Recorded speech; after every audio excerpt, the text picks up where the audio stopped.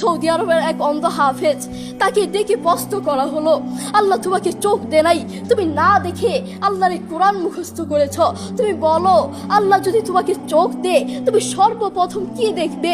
অন্ধ হাফেজ বলল, আল্লাহ আমাকে চোখ দে নাই, আল্লাহ আমি চোখে দেখতে পারি না, আমাকে চোখে দেখার মতো সেই শক্তি আল্লাহ দে নাই। আমাকে যদি আল্লাহ চোখ ফিরিয়ে দে, আমি আল্লাহর কসম করে বলতে পারবো আমি আমার মাকে দেখবো না, আমার কলিজার টুকরো সন্তান আছে আমি সন্তানকে দেখবো না, আমার ভাই আছে, আমার বন্ধু আছে, আমার প্রিয় মানুষ আছে আমি তাদেরকে দেখবো না। আমি দেখবো যেই কোরআন আমি না দেখে মুখস্থ করেছি সেই কোরআন দেখবো, সেই কোরআনের আয়াতগুলো কত সুন্দর তার দিকে তাকাবো। আল্লাহু আকবার। আমরা আমাদের কথা বলছি, আমাদের চোখ থাকতে আমাদের কোরআন পড়ার সময় হয় না। আপনি বলছেন আমি ব্যবসা করি সময় পাই না, কোরআন কোত্থেকে পড়বো? ব্যবসা করি, কোরআন পড়ার সময় পাই না। আমি দোকান করি, দোকানে অনেক কাজ থাকে, বিশ্বাস করুন আমি অনেক ব্যস্ত মানুষ, এজন্য কোরআন পড়ার টাইম পাই না, কোরআন পড়ার সময় পাই না।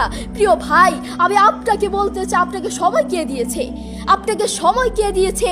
যেই আল্লাহ আপনাকে সময় দিয়েছে সেই আল্লাহর জন্য আপনি কোরআন পড়তে পারেন না। আপনার চেনা ফলমান আসমানের নিচে জমিনের উপর আরেকটাও হতে পারে না। কথা বলেন ঠিক কিনা? দেখবেন মাথায় যত টেনশন থাকুক না কেন সব চলে যাবে।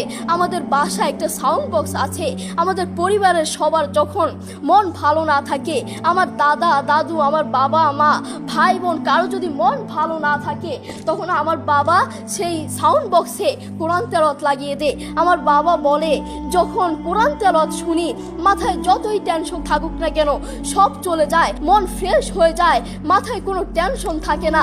আপনারাও চেষ্টা করবেন। আল্লাহ তাআলা বলেছেন আর রহমান আল্লামাল কুরআন খালাকাল ইনসান, দয়াময় আল্লাহ তিনি কোরআন শিক্ষা দিয়েছেন, তিনি মানুষকে সৃষ্টি করেছেন।